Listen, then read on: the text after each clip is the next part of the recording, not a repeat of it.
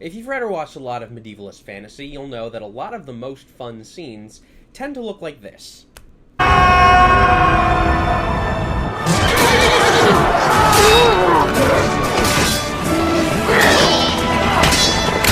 And that's pretty kick-ass, right? Charge of the cavalry, the heroic army and the villainous army clashing on the battlefield, the fate of everything at stake. It's stunning how much of that depends on this.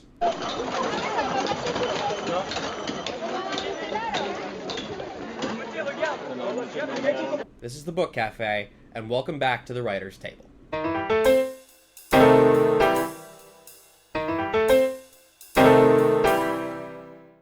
So last week I was reviewing Sam Hawke's City of Lies, which if you haven't seen the review yet, then the link just popped up above my head. I mentioned one of the things that really struck me about that plot. It was how much the logistics went into the storytelling. I've been doing a bit of an informal study of medieval warfare for the past year or so, and I've learned some unusual things. And from that, and from the odd foray into more modern military history, I've learned some very interesting things.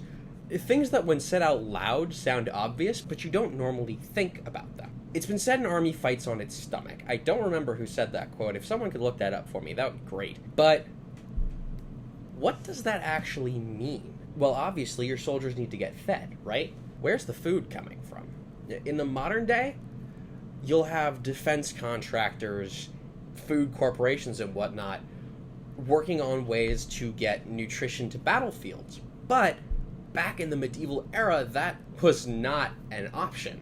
And so, while I've made very little progress in actually understanding strategy and tactics, one thing I have learned a lot about is logistics. I feel like understanding logistics is the key to making a believable military story. Let's start with an extreme example of why.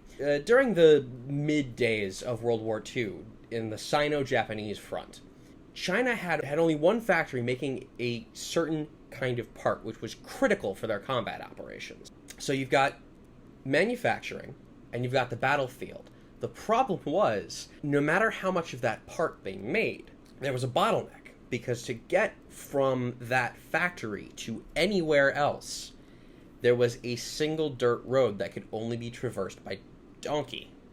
As a result, even if the Chinese armies hadn't been heavily fractured during the period, the part that factory made still wouldn't quite have been able to reach them.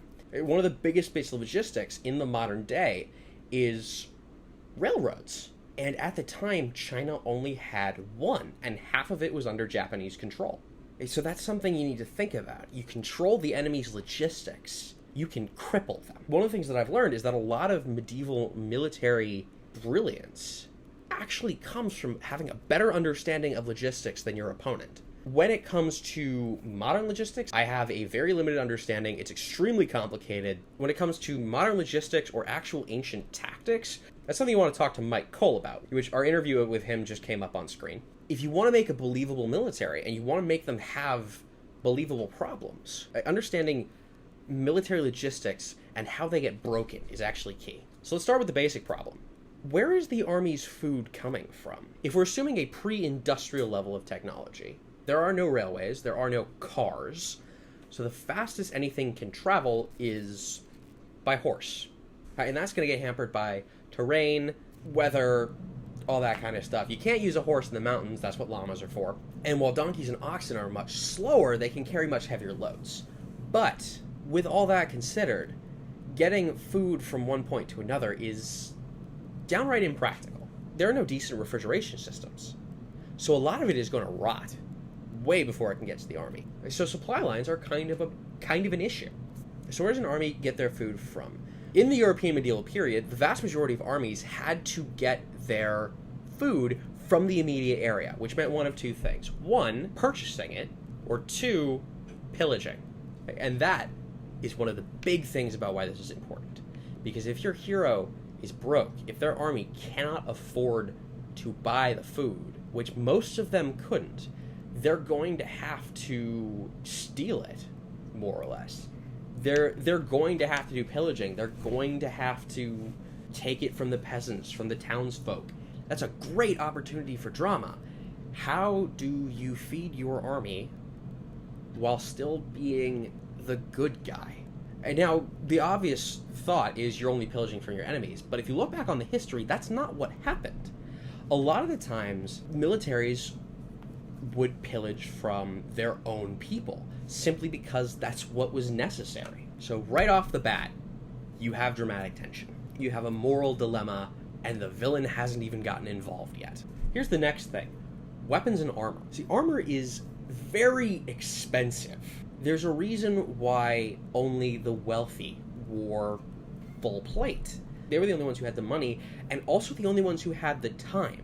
Most European armies prior to the 13th or 14th century were not professional standing armies. So when you have mercenary groups, you can afford to have them all equipped properly. The Roman Republic and Empire had standing armies and could afford to have them supplied and equipped properly.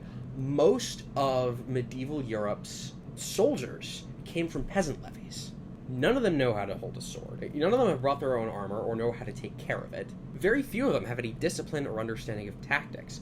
That is another challenge. You're not going to have an elite fighting force right off the bat. If your hero is gathering an army, right, they're going to be terrible, they're going to be under-equipped, they're going to be hungry, and a lot of them aren't going to want to be there. So what did these peasant armies use? They used simpler weapons or weapons they were familiar with. Axes could be used to cut down trees. Scythes are used for cutting wheat. Hammers are good for blacksmiths, anvils, building things. And spears are just really easy to make and really easy to mass produce. A sword takes a very long time to make and a very long time to get skilled at when compared to a spear. A spear, you only need this much metal, a big wooden stick, and you just need to know to stick the enemy with the pointy end. A sword has so much more involved in it, so much more delicate blacksmithing work, and so much more training. And this also brings up the question of where's the metal coming from and who is making the stuff, because it is not getting made in the cities. Supply lines did not exist as a concept during the European medieval era.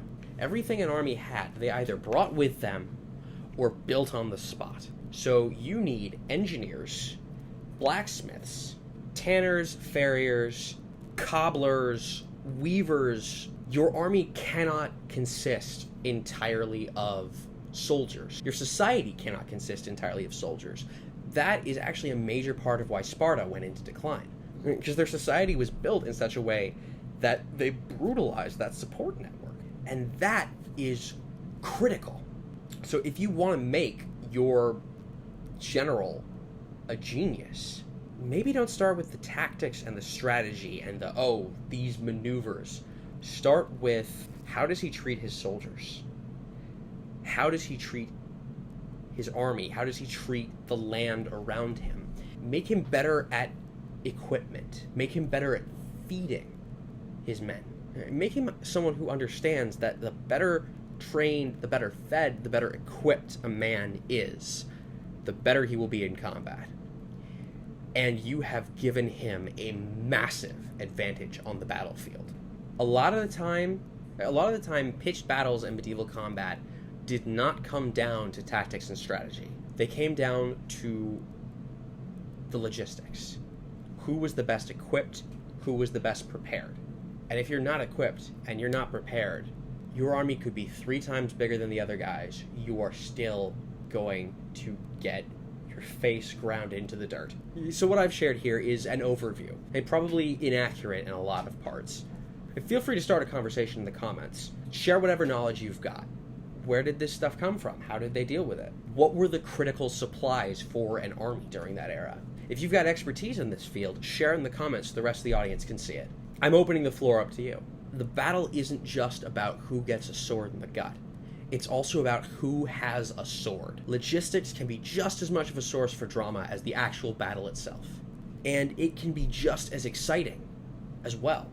Don't neglect it just because it's not as romantic. If you enjoyed this video, be sure to click on the like button, click here to subscribe for more book reviews, I click here to watch our interview with military historian and author Mike Cole, and here to watch our review of Sam Hawke's City of Lies. I'm going to be putting up a new review tomorrow, so make sure to look out for that. Until then, read good fantasy.